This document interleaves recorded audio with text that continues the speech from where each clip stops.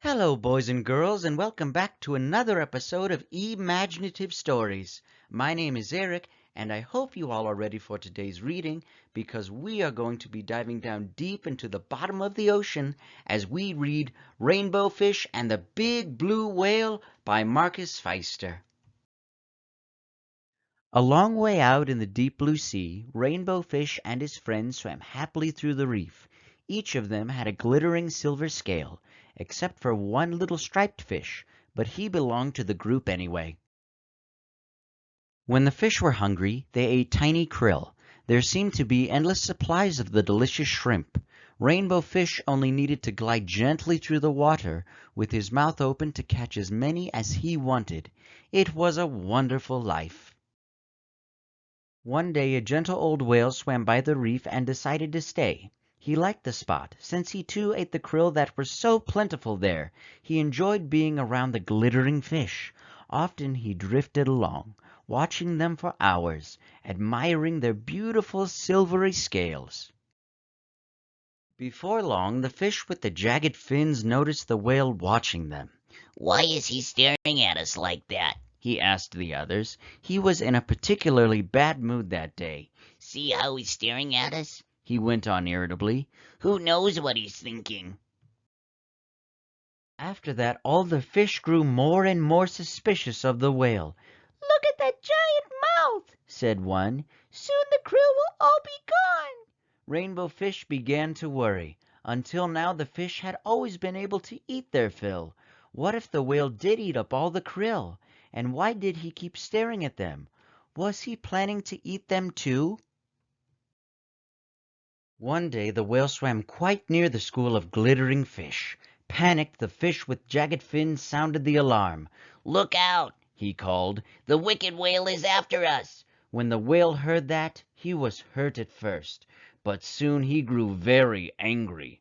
"I'll show them," he thought. "I'll teach them a lesson." So the great blue whale shot into the middle of the school and lashed out with his gigantic tail, sweeping the sparkling fish in all directions. The terrified fish fled, racing towards a crack in the reef for safety. But the whale didn't leave them alone. He followed Rainbow Fish and his friends all the way back to their cave. The blue whale swam back and forth. They were trapped. "I told you that whale was dangerous," whispered the fish with jagged fins. "We have to watch out for him."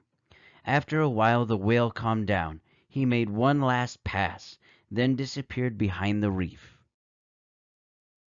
Nervous but driven by hunger, the fish cautiously left their cave and swam off in search of food. But the battle with the whale had left its mark. All the krill had been driven off. "This is silly," declared Rainbow Fish. "Before we happily played in the sea. Now we hide in our cave. Before there was always enough food for everyone. Now we have nothing. We must make peace with the whale."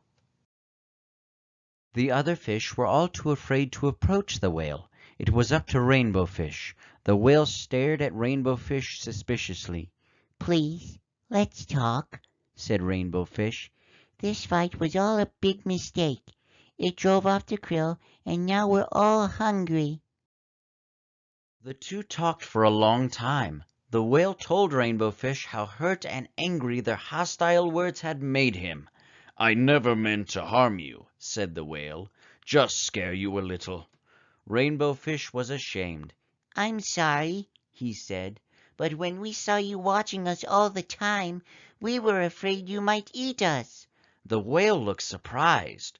"I watched you only because your shining scales are so pretty," he said.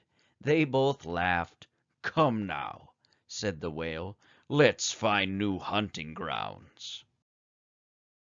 So Rainbow Fish and his friends, protected by their new friend, the big blue whale, swam off together in search of a new home rich with krill, and before long none of them could remember what the terrible fight had been about.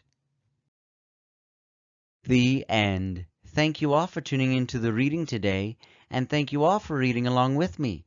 Be sure to tune in on Wednesday for the next book that I will be reading, titled Hunches and Bunches by Dr. Seuss.